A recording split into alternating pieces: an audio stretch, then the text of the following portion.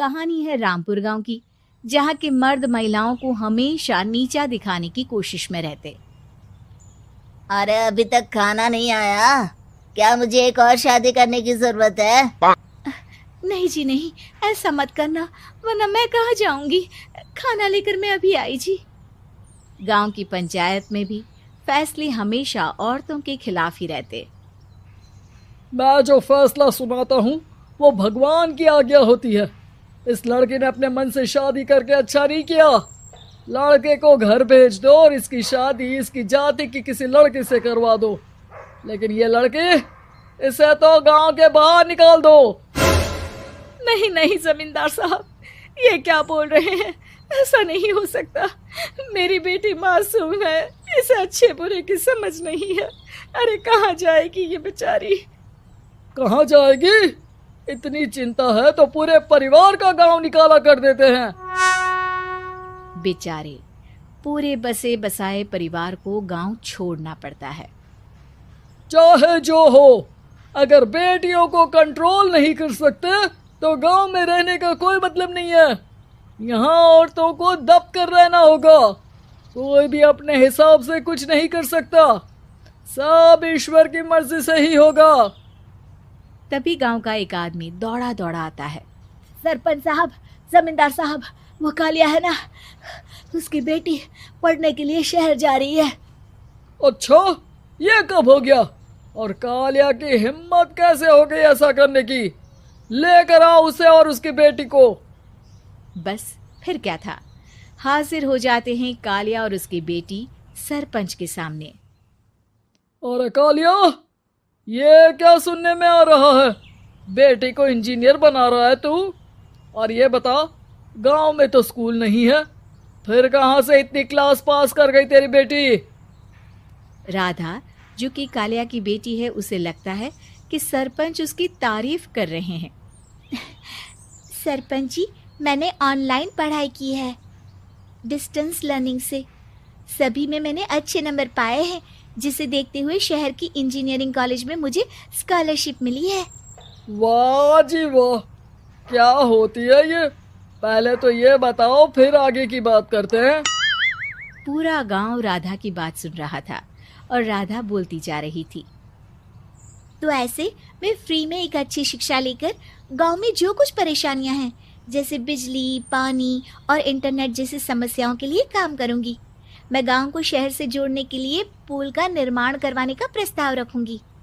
मुझे पूरी उम्मीद है कि जल्द ही हमारा गांव भी तरक्की की राह पर चल पड़ेगा। राधा की बात सुनकर सारे गांव वाले ताली बजाने लगते हैं। सरपंच को समझ नहीं आता कि वो क्या करे। चुप रह नादान लड़की, गांव के खिलाफ जाने के लिए तुझे गांव से बेदखल कर दिया जाएगा, वो भी पूरे परिवार के साथ। और हाँ, अगर ठीक से गांव में रहना चाहती है तो ये पढ़ाई लिखाई छोड़ दे। हम तेरे लिए गांव का कोई होनहार लड़का देखेंगे। तभी गांव का एक आदमी बोल पड़ता है। अरे नहीं नहीं सरपंच जी, राधा बिटिया जो बता रही है, अगर वैसा हो जाए तो हम लोगों को पैसा कमाने के लिए बाहर नहीं जाना पड़ेगा। हाँ जी, और ना ही कोसों दूर पानी के लिए भटकना पड़ेगा। हमारे बच्चे भी अच्छी पढ़ाई कर सकेंगे और आगे बढ़ेंगे, ना कि हमारी तरह खेती करते बैठेंगे। क्यों गांव वालों, राधा बिटिया का साथ देना चाहिए ना। सरपंच देखता है कि गांव राधा के साथ है तो वो चुप हो जाता है। वो घर आकर अपने सलाहकार से बात करता है, जो बहुत ही चालाक किस्म का इंसान होता है। अरे सरपंच साहब, आपको बहुत ही होशियारी से काम लेना पड़ेगा। एक बार गांव तरक्की कर गया, यहाँ के बालक पढ़ लिए तो कोई ना पूछेगा आपको। और फिर ये जो बेटा और बेटी है ना आपके, इनको भी आम लोगों की तरह ही जीवन जीना होगा। हाँ, लेकिन करे तो क्या करे? वो ना आप मुझ पर छोड़ दीजिए, बस मैं जैसा बोलूं करते जाइए। अगले रोज सुबह जब गांव वाले सोकर उठते हैं तो राधा के घर के बाहर और साथ ही वो लोग जिन्होंने राधा का सपोर्ट किया था, उनके घर के आगे लाल रंग से कल आऊंगी लिखा होता है। कल आऊंगी, यह क्या होता है?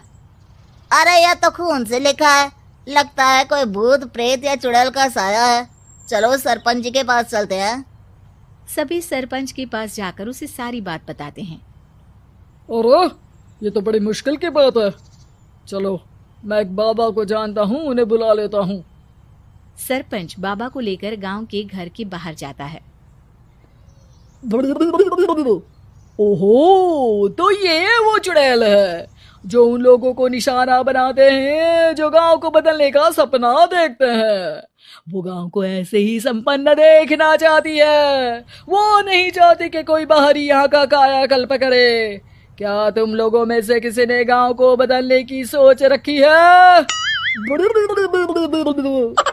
तभी राधा की माँ रोते रोते आती है।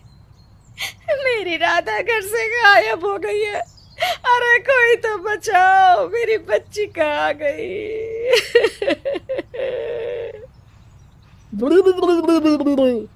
ले गई वो चुड़ैल, तेरी बच्ची को ले गई।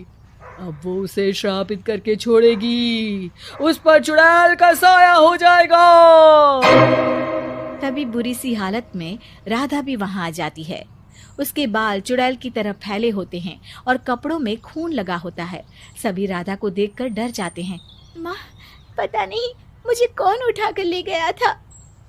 अरे दूर दूर हो जा चुड़ैल, अब हम लोग इस गांव में नहीं रुकेंगे। अरे कैसे बातें कर रहे हैं आप? कल तो आप मेरे भरोसे गांव का हुलिया बदलने, अपने बच्चों को पढ़ाने और तरक्की उन्नति की बात कर रहे थे, तो आज क्या हो गया आपको? ये फिर तुम लोगों को बहकाएगी। ये चुड़ैल गांव में आ चुकी है, ऐसे ही ये तुम्हारे घर के बच्चों को भी ले जाएगी। गांव वाले राधा को गांव से बाहर निकाल देते हैं। उसके माँ बाप रोते रहते हैं, लेकिन गांव वाले नहीं मानते। मैं भी अपनी बहन के साथ गांव के बाहर रहूंगा, लेकिन वो पढ़ाई नहीं छोड़ेगी। वहीं सरपंच के घर पर सलाहकार कहता है। देखा, सांप भी मर गया और लाठी भी नहीं टूटी। लेकिन अगले ही दिन सरपंच के घर के बाहर भी वही शब्द लिखे होते हैं। और फिर सरपंच की बीवी कहती है, हमारी बेटी को किसी ने अगवा कर लिया है। तभी राधा का भाई वहां आ जाता है। अरे गांव वालों, मैंने सरपंच जी की बेटी को देखा था। वो चुड़ैल उसे उठाकर ले जा रही थी। अरे क्या मजाक कर रहे हो? नहीं नहीं सरपंच जी, आप नहीं जानते। वो चुड़ैल अब आपकी बेटी में आ जाएगी, जैसे राधा के अंदर आ गई थी। तभी सरपंच की बेटी वैसी ही हालत में वहां आती है जैसे राधा आई थी। पापा, पता नहीं कैसे मैं गायब हो गई थी। चुड़ैल, इसके अंदर भी चुड़ैल का साया है, मारो इसे। अरे नहीं नहीं, इसे भी राधा के पास गांव के बाहर ही भेज दो। अरे चुप रहो, मेरी बेटी कहीं नहीं जाएगी और चुड़ैल बुड़ैल कुछ नहीं होता है। अरे कैसे बात कर रहे हो सरपंच जी? आप तो बोल रहे थे कि आपका फैसला भगवान का ज्ञान होता है, तो अपने पर बात आई तो अब आप ऐसे बोल रहे हैं।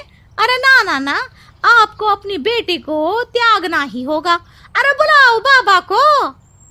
राधा का भाई बाबा को ले आता है, जिसे अब गांव वालों के डर के कारण सच बोलना पड़ता है। मैं कोई बाबा नहीं हूँ, मैं तो मोची था। ये सलाहकार महोदय ने मुझे कहा था एक्टिंग करने को। अब वो मुझे पैसे देने वाले हैं। अब मुझे माफ कर दो। गलती हो गई, मुझे माफ कर दो। तभी वहां राधा आ जाती है। देखा सरपंच जी, जब गांव के बच्चे साक्षर होंगे तो आप जैसे लोगों की चालाकी नहीं चलेगी।